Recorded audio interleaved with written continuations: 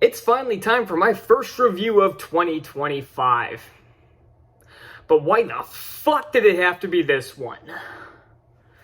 The third film in the so-called Twisted Childhood universe, Peter Pan's Neverland Nightmare. Oh boy. If you saw my list of 2025 movies guaranteed to suck, you know that the one that made the list was Pooniverse Monsters Assemble, essentially this franchise's version of the Avengers. But I said that all four that are supposedly coming out this year could have made the list, which includes this movie, Bambi the Reckoning, and Pinocchio Unstrung. So, and it seems like I made the right call with that because, holy fuck, this is bad. Now, here's the thing. A Peter Pan horror film, in concept, sounds like a pretty cool idea because if you really think about it, the concept of Peter Pan is really fucking creepy. A boy who never grew up, taking kids from their homes to a place called Neverland where you never have to grow up. I've seen plenty of people make posts about how creepy this story is, so it's like a horror movie version of that could be pretty interesting. Unfortunately, these are the same fuckwads that gave us Winnie the Pooh, Blood and Honey. Now, it's not the same director. In fact, it's the person who directed this played Christopher Robin in the second movie. Is it Scott Chambers, I want to say is his name?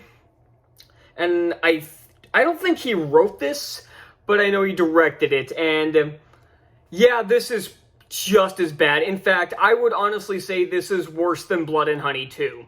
Is this worse than the first Blood and Honey? Ugh. That would be debatable, because again, this one has a better idea than Blood and Honey, but they're just as bad.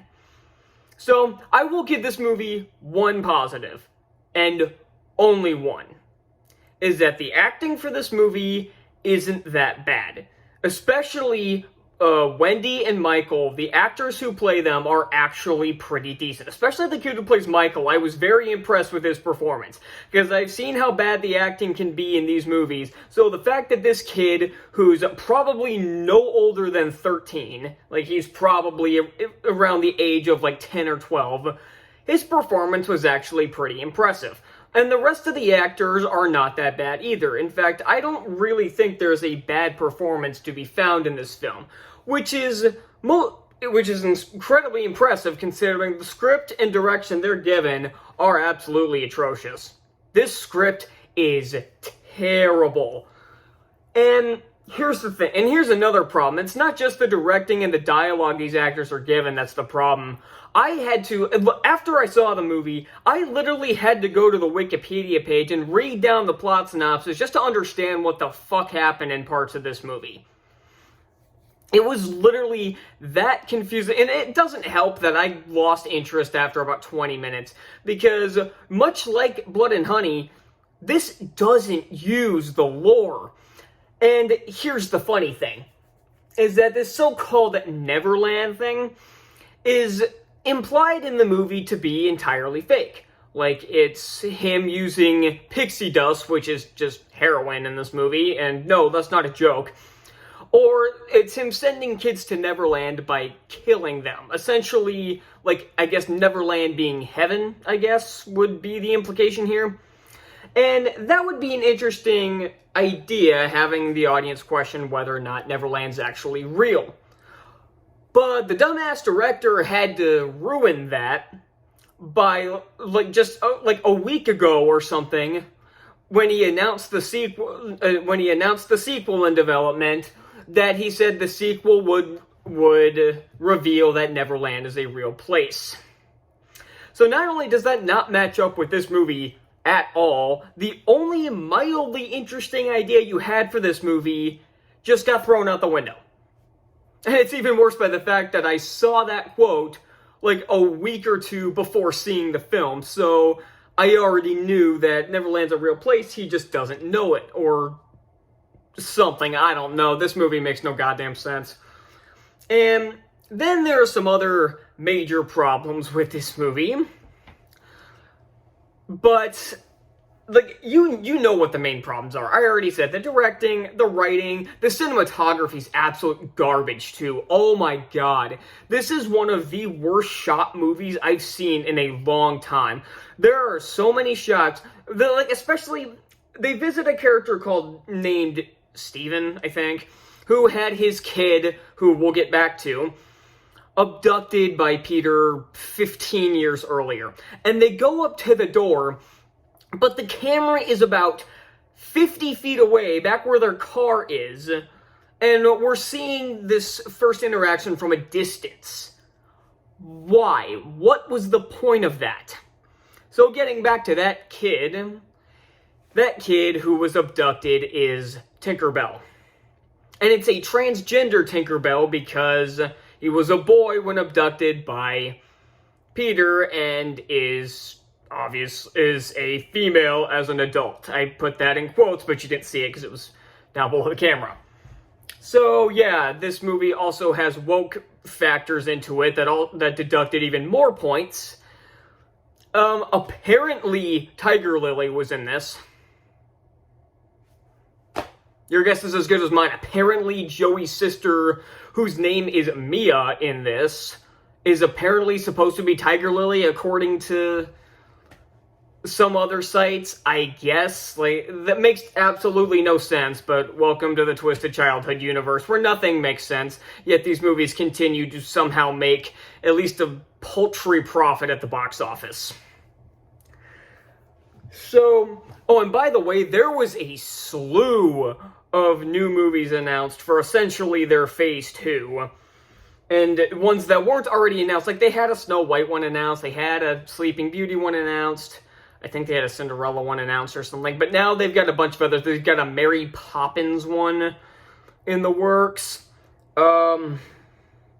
Shit, there was another one. There's an Alice in Wonderland one called Alice the Mad, apparently.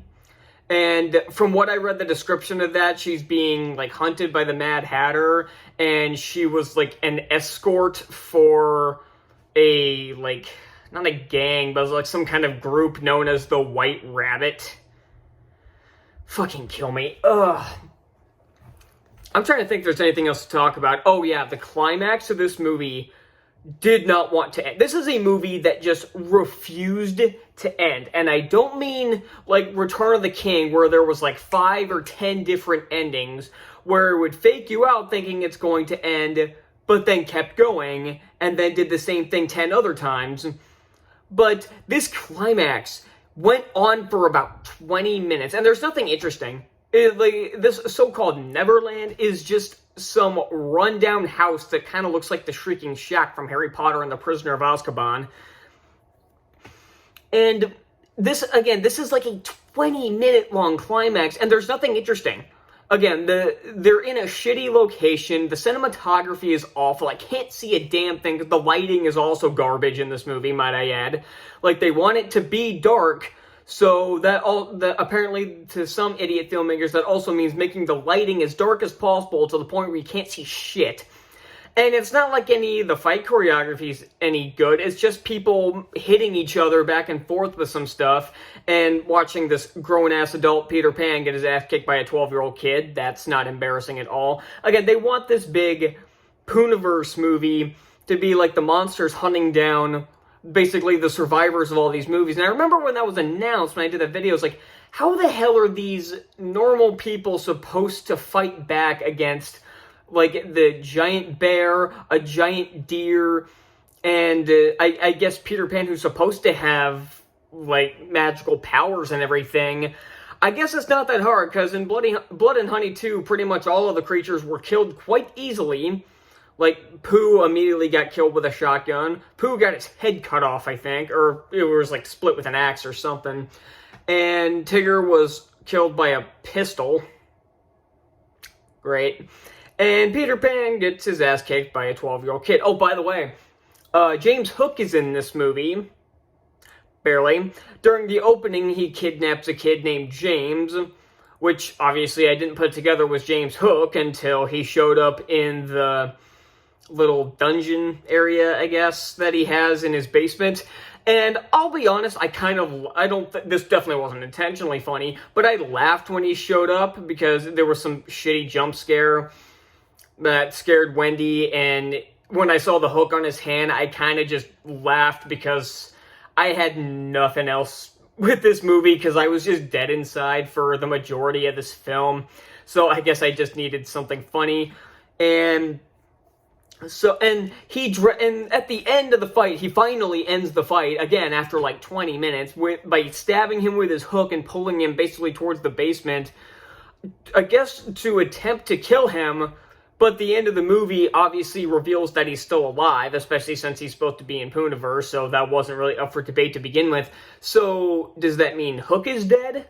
Or did he think he killed Peter, then escaped, and he just didn't bother to check whether or not he was actually dead? Oh my god, I don't want to talk. There probably is more to talk about with this film, but, I guess I should say, this is the reason why I don't like horror films. I don't like the genre, because they're not fucking scary.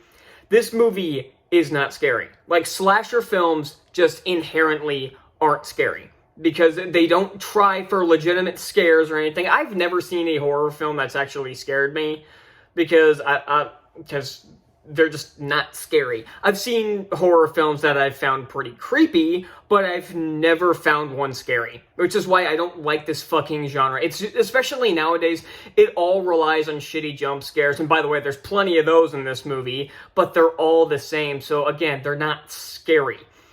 And jump scares in general are just fucking cheap, and same thing with this movie. It's not scary, and again, this movie wants you to take it so goddamn seriously, yet I can't. These movies should be dark comedies, but the idiot filmmakers want you to take this as seriously as you would the original Halloween film or one of these other slasher films that you're supposed to take seriously. And I can't take this seriously because it's just like Dear Evan Hansen. It's so overly self-serious that it's ridiculous. I'm leaving Peter Pan's Neverland Nightmare in F. I'm guaranteeing pretty much all four of these, and every single one of these films I end up reviewing of the stupid movie universe will be getting an F. I can guarantee you that. So that's all I got, and I'll see you all next time. Bye.